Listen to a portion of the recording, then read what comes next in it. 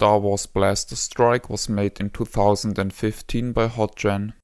It's a plug-and-play system and was released by Jakks Pacific. The used gun is the famous blaster of Han Solo.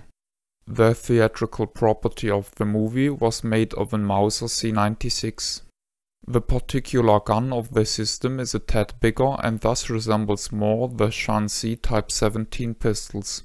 The hammer is a special button used to trigger certain actions in the game. The build quality feels high. However, the gun is a bit front-heavy. An infrared light source is placed at the TV in order to allow the gun to measure in which direction it is pointed. The tracking works similar as the tracking at the Nintendo Wii. In fact, compatible sensor bars and the usual tricks such as candles and combinations thereof are usable as well. The gun is pickier than a Wiimote and thus is incompatible to fast pulsed infrared light sources such as the Philips Peacekeeper box and taped down TV remote controls. I had to put the light source at the bottom of the TV in order to succeed calibration. The gun contains the gaming system itself and is plugged into the TV via RCA connectors, transmitting composite video. As such, about 36% of video quality is lost due to the shortcomings of the user transmission technology. The system is powered by 4 AA cells and the light source by 3 AAA cells. In the game, certain events of the original trilogy are played. The player either plays as Han Solo or Lando Calrissian. The game consists of 3 chapters, which are made of 3 levels each, which yields in a total of 9 levels. The game spans across the escape from Mos Eisley,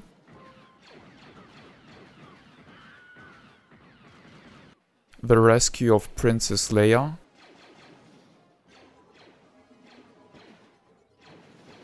the destruction of the first Death Star,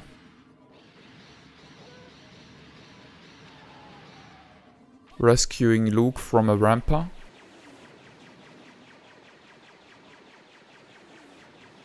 the defense of the Echo Base,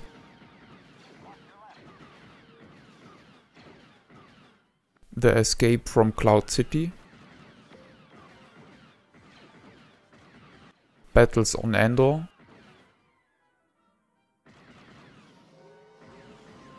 a boss fight against an AT-ST,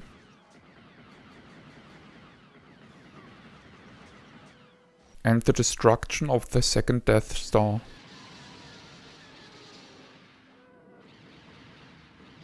The levels can be selected freely once they are beaten.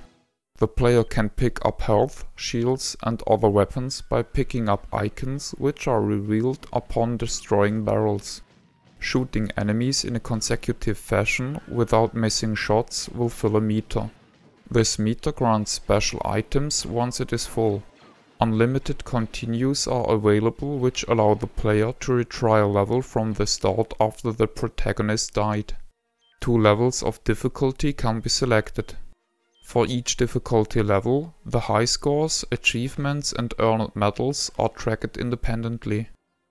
Personally, I really like the game. Nevertheless, I would have preferred to have no crosshair on screen while playing. Even though the game uses digitized live-action footage for the enemies, the game doesn't feel cheesy to me. It reminded me of the light gun segments of the Sony PlayStation game Star Wars Rebel Assault 2, which utilizes a similar style. Much to my pleasure, the game is spliced up from time to time with popular Star Wars memes. The difficulty is adequate for the short length. The scoring system and the selectable higher difficulty setting offer good replay value. I think the box art is very misleading, as it shows Kylo Ren, who doesn't appear in the original trilogy, and segments of the Battle of Hoth, which are not covered in the game. This is the end of the review. My name is Ben, I thank you for viewing.